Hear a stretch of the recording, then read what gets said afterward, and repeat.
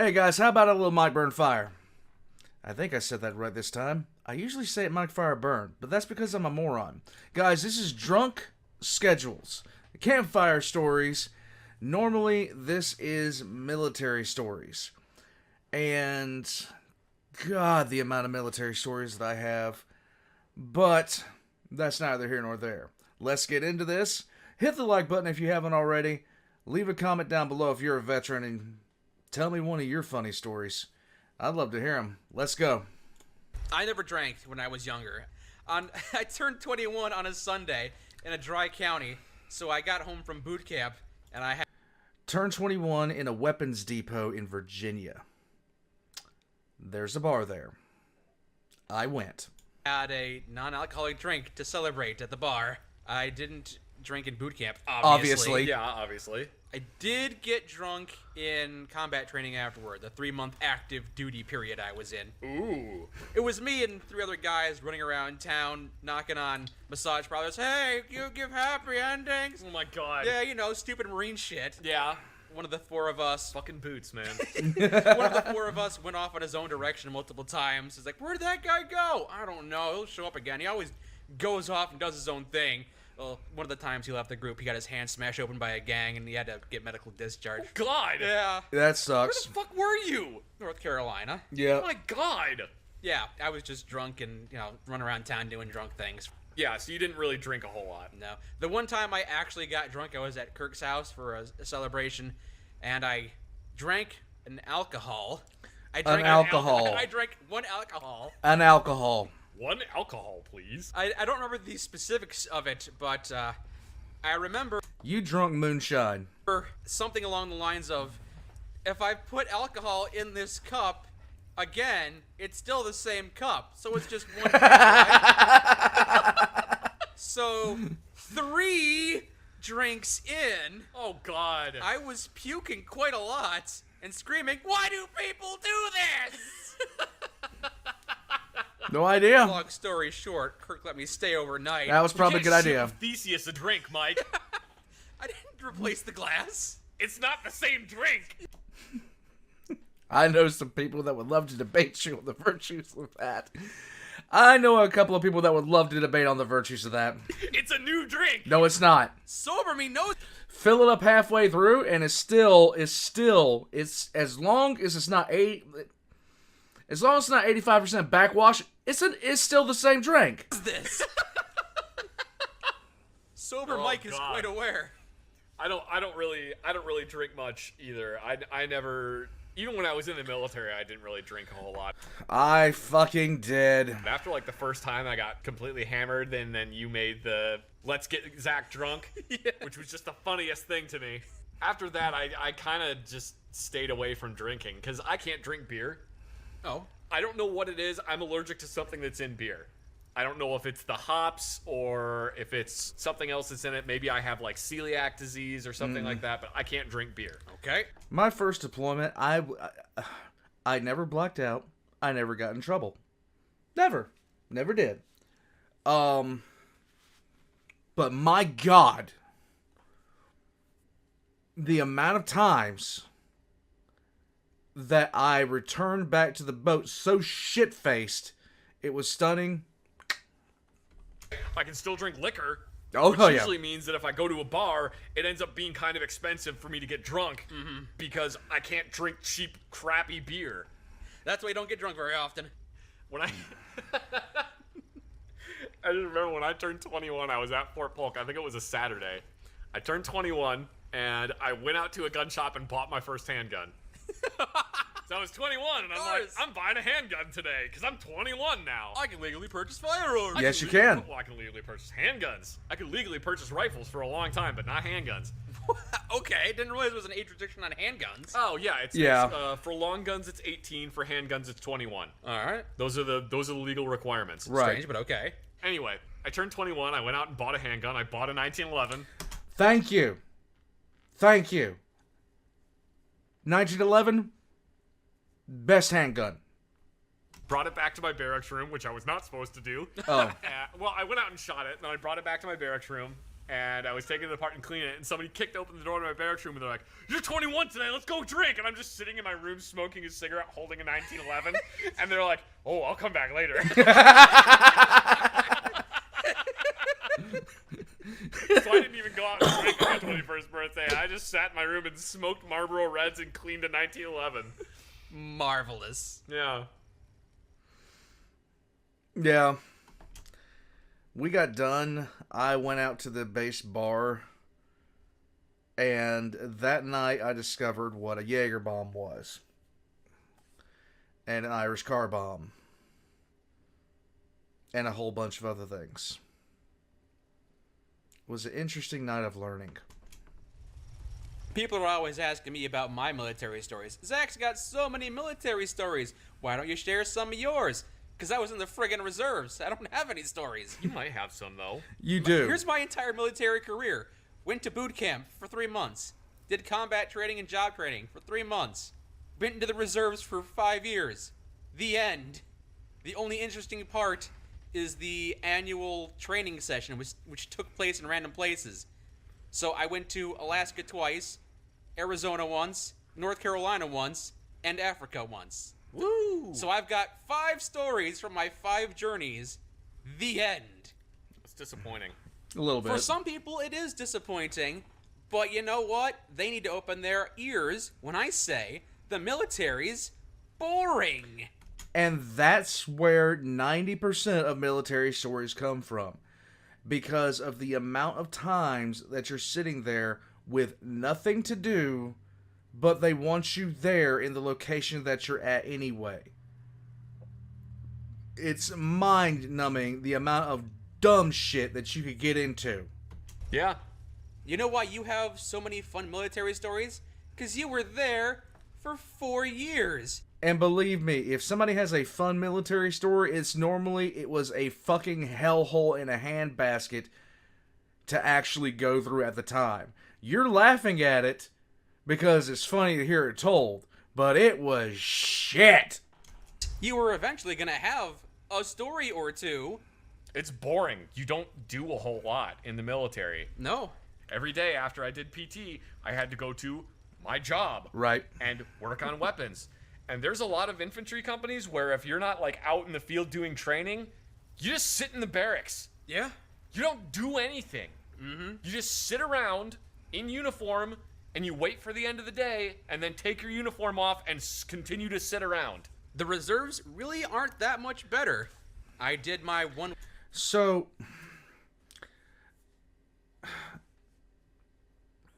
there would be times...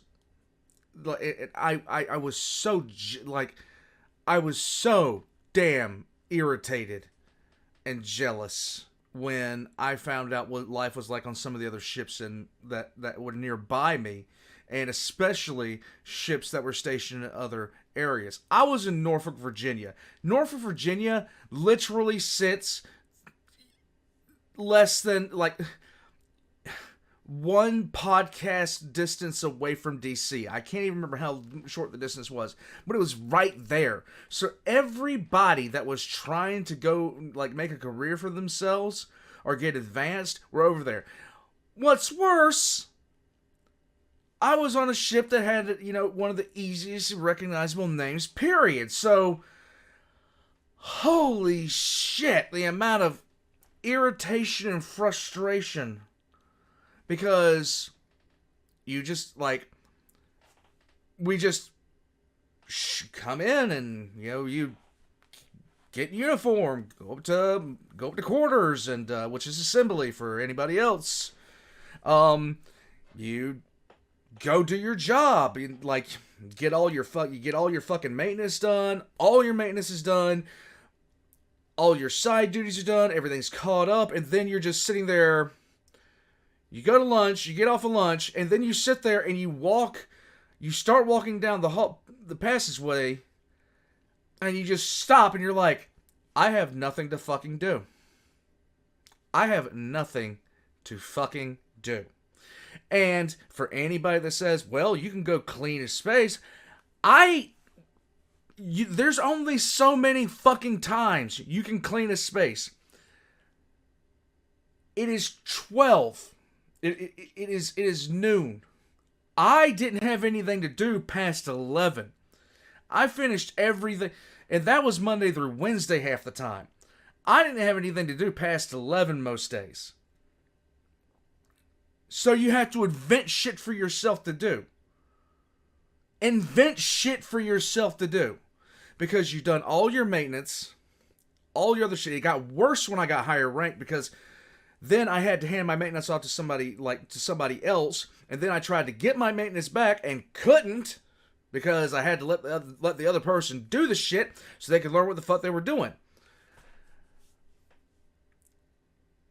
I think on a Monday through Friday, Monday you were busier, you were busy. You were busy.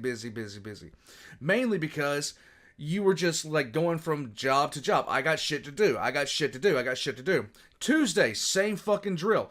Busy. Wednesday, you're going, and then you have nothing to fucking do.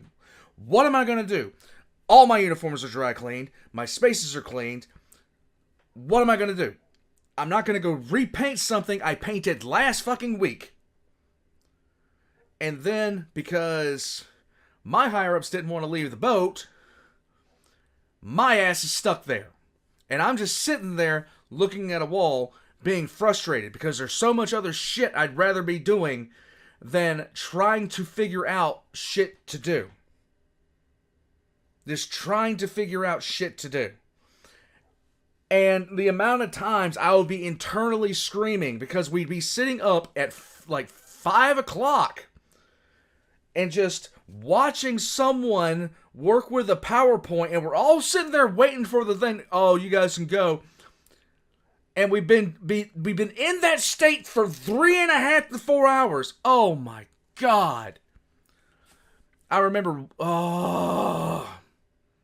the amount of time, I was really high strung when I was younger. I was high strung. I was a lot angrier. I didn't, I have a tolerance for bullshit now that just defies my explanation. I have a massive tolerance for bullshit. Back then I didn't. So, it's you hear, we're here for what fucking reason? Why are we here? Why the fuck are we here? Give me something to do and I will go do it, but if you don't have anything for me to do, why the fuck am I here? If I could do it all over again, I am saying this honestly. If I could do it all over again, if you could,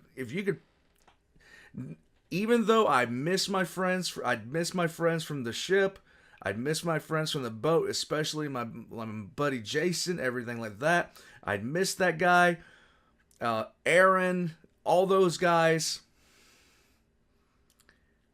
If you asked me to do it a fucking again, I would have taken an offer that was made to me in boot camp and repeated boot camp at 1 month in to have a better shot at getting different orders to go somewhere else. I finished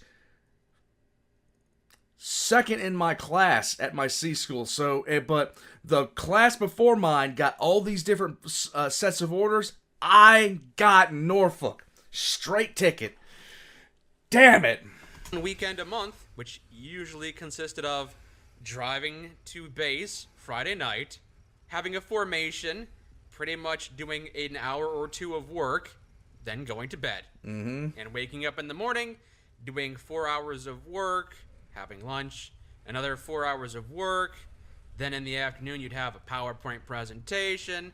About what? Well, it's either the don't get an STD presentation or a don't rape people presentation. So I love those that are pretty one. much the only two. Yeah, you get those on repeat. Oh, did you ever get the equal opportunity ones? There were other ones mixed in there. Okay. Yeah. And then after all that, you'd go to bed and you wake up and do it all again Sunday. It's a lot of hurry up and wait and then sit around and do nothing Right. and wait for someone to tell you what to do. And then nobody tells you what to do. Oh, shit! And then sometimes nobody tells you what to do. Right! And normally, what do you do when you're bored? Dumb well, shit. You might pull out your phone and browse your phone if you have it. But if they see you doing that, they're gonna put a broom in your hand and make you sweep. Sweep the same fucking floor that's been swept 90 fucking times in the last 2 days. Yep. Carry around a clipboard and look busy, or go to the bathroom and wait in the stall for a few hours. Well, and when I was in, we didn't have cell phones that you could do stuff like that on. Me neither. We would pull out cell phones and compare ringtones. Right. Oh, remember ringtones? Yeah. I would go to morning formation, which was at 6:15, but sometimes we had to be there at about 4 in the morning because people couldn't show up on time for formation. Yeah, gotta love that sleep deprivation. Yeah. We would wait until they brought the flag up at 6:30. Formation would end. We would go do PT, which would go till 8 o'clock. I would go back to my barracks, quick shower, try to get food, be at work at 9:30, and then from 9:30 until noon, I would work, which usually involved either doing paperwork or fixing guns. Mm-hmm. Fun. I would go to lunch, which was an hour, come back from lunch, do more paperwork, fix more guns, and then hopefully we didn't have to wait around because somebody did something stupid and they would punish the entire platoon. So hopefully, if everything went well, I would be back in my barracks room at 6:30, and then I would just play video games until probably about 10 o'clock at night, and then go to sleep, and then do the exact same thing the next day. Mm-hmm. That was what I did every day while I was in the military. Did a lot of your fellow soldiers have a similar routine? Pretty much. Only most of my fellow soldiers involved just drinking when they would get back to the barracks. Did you share a room with 2 other guys? I had to share a room with one other person. Was it a decent roommate? It was alright. You don't choose who you get saddled with. Sometimes you you could don't. have an obnoxious roommate. Sometimes you get Baloney Bob as a roommate. Oh, God. So that was always fun. And then at the end of the day, of course, there would always be something stupid at the end of every single workday. I'd be getting done fixing weapons. I'm getting all my paperwork taken care of, and they're like, "All right, we have an end of day formation at the company that's going to be at 5:30." Okay, great, Why? fine. All right, I'll go to the end of day formation. Get to the company, nobody's there. Our whole platoon is there, but nobody else is there. What the hell happened to the end of day formation? Oh, we gotta wait. The first sergeant's off doing something. Cool. So we end up sitting around till 6:30. Still nobody showed up. Finally, the first sergeant shows up at 6:30, and he's like, "Why are you guys here?" And it's because we gotta wait for the end of the day formation. Mm-hmm. Oh, well, since there's an end of day formation, I guess we gotta wait around till He had never even heard about the end of day formation, but the moment we suggest it, we're here for the end of day formation. He goes, "That's a great idea. Let's wait around for the end of day formation." So now we're all waiting around because somebody said the word end of day formation. Did I say end of day formation? I meant we're waiting on you to dismiss us. Yeah. So we're all sitting at the company. We're still in uniform. We're hungry. We haven't eaten. The dining facility's closed, so we can't get food anymore. Mm-hmm. They're like, "Whoa, here's some MREs." Cool, great. That's exactly what I want to eat. I love to eat an MRE and not shit for 2 days. Why are we still waiting on this formation? What is happening? Well, they sent the motor platoon home for the day. So they gotta bring the motor platoon back now? So they gotta bring the motor platoon back, and then, of course, a bunch of them are just like, "No, I'm not coming back." What are you gonna do? Give me an Article 15? And then they don't give them an Article 15. So they got to bring the whole motor platoon back, and then they have the formation, and the captain of the first sergeant comes up and goes, "All right, you guys did good today. Let's work hard tomorrow. Dismissed."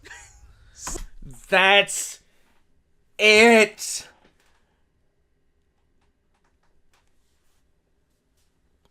Ah!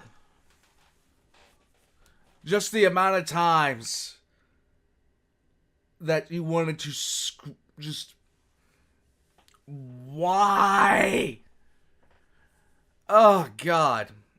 It's from my time in the military. It's from my time in the military that I hate being idle. I can't stand it. If I'm not doing something, it's driving me crazy. Because I just remember that sensation, and it was a sensation of pure dread, honestly. Because it's like, okay, all my maintenance is done. Everything's done. It's Wednesday. And every bit of work I have for the week is finished. And I just got it from lunch. And I know that I'm gonna be here forever. And something. Why don't you help some other people in your division? Well, they're all done too. Everybody's done. Meanwhile, I hear some other jokers tell me about something called the Beat the Flag Day, which I had never heard of or seen in my life. Where it's Friday, division comes in, goes to quarters, and they get told at quarters, if you're on the ship when colors happens, you're on the ship. Like, gone. Fucking gone. Gone.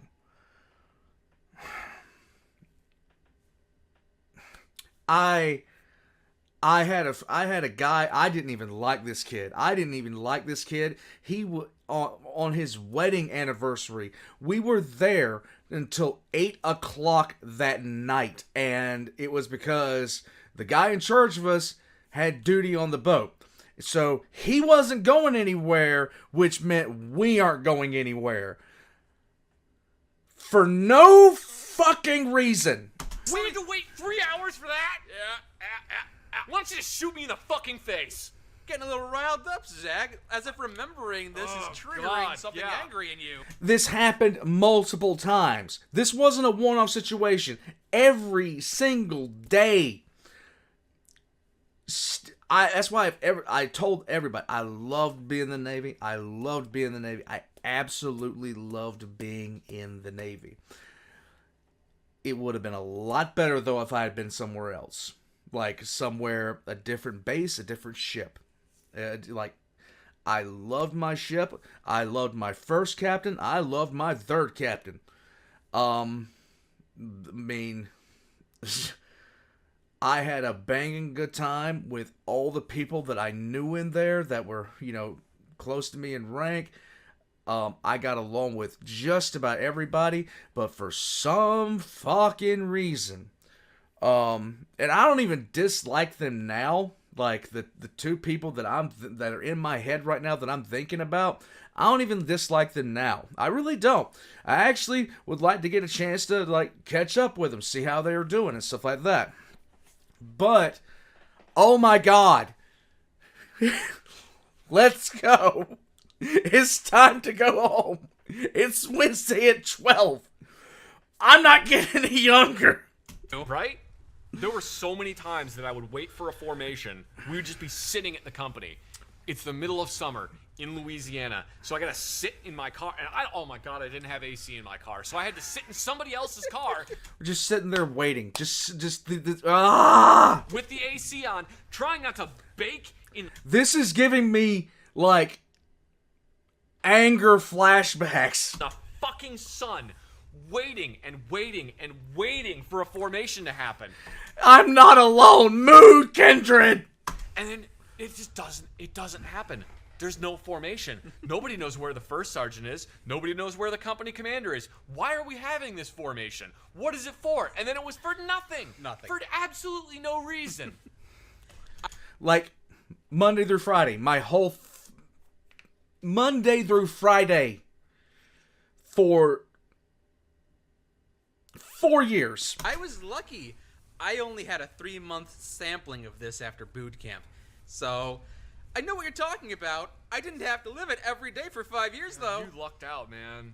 You lucked out. Thank God I didn't go active duty. I'm sure it's better at other postings. Are you sure? I'm sure there's... It was. It seriously was. When I talked to people that were stationed in the Pacific, they were like, dude, what the hell? They're just looking at me like, yeah, Monday and Tuesday you work your ass off. Wednesday you work your ass off. If you're still working on Thursday, you slacked. You fucked up. Other postings where it's better, but maybe not a whole lot better. Are you sure there aren't more postings where it's worse? I am convinced that Fort Polk is a penal posting where they Cell block 60. send people who have fucked up there. What you did fuck up? I don't know. I have no idea. Just be me, I guess. We saw those weebs drawings you drew in high school. Oh. To the penal colony with you. God, it probably was that. Oh my God. Oh my God, it hurts my feelings so fucking much. It hurts my feelings so much. to just remember days gone by when I was young and I had literally months sitting there just losing hair because I'm so stressed out and angry about it. That would be the one thing. If I could go back and change, I would have just picked a different duty station. I would have picked a completely different duty station. When I tell people stories like this that were in my kind of division, or that were in my division, the division I was on other ships, they look at me and they're like, "Oh, why?" Because, I mean, the job that I had, once you learned what you were doing, I mean, because you had primary duties, you had secondary duties. Everybody had those. But once you got everything situated, even if the guy before you was a complete fuck up, the day I showed up to the boat, the guy that was supposed to be there for 2 years to train me on how to do what I was supposed to do, fucking left. He was just like, welcome to... I still remember the way this guy looked. He was the first person I met when I got on board that boat. I still remember the way this guy looked. And then I remembered him looking at me. He looked at me. He was like, well, old man, here's your system. This is where everything is. Good luck.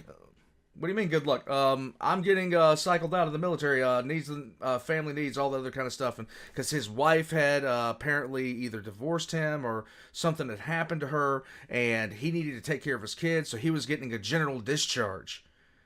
And I'm sitting there looking at him like, wait a minute, you mean I just showed up to this bitch and I'm the senior tech?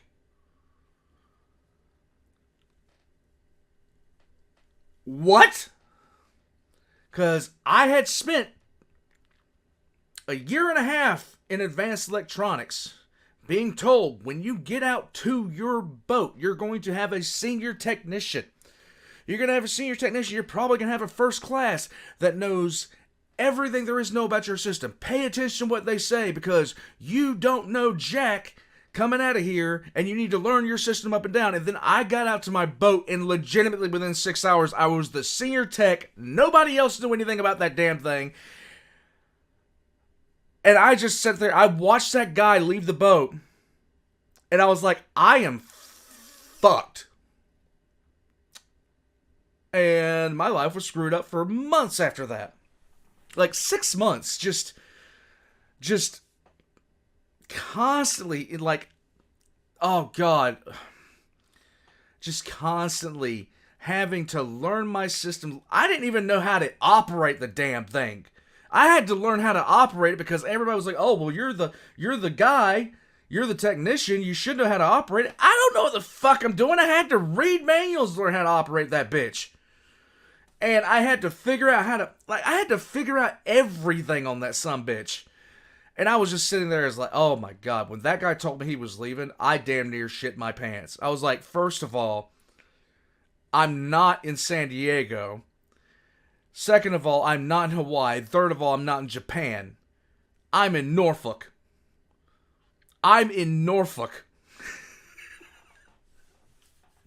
And my senior tech is gone. I'm screwed. Guys, hit the like button, subscribe button if you hadn't already. This was Mikefireburn. God, listen to somebody tell agonizing stories about the military that, yeah, they're funny for you guys. God, it was the suck. But God, I'd do it again. Just not at the same damn place, please. Like, let me go out. I would have loved when I was in the military to, when I walked in, because I walked in there for my orders that day, sat down, and they pulled that sheet off the blackboard. You saw the list of orders. It was like, fuck. Guys, I'm gonna head out. Check the links in the description down below for Mikefireburn Fire. All his links are going to be down there. Mine as well, including my Patreon. Everything like that. Check out the merch by Valka, some of which I am wearing. And I will catch you guys next time.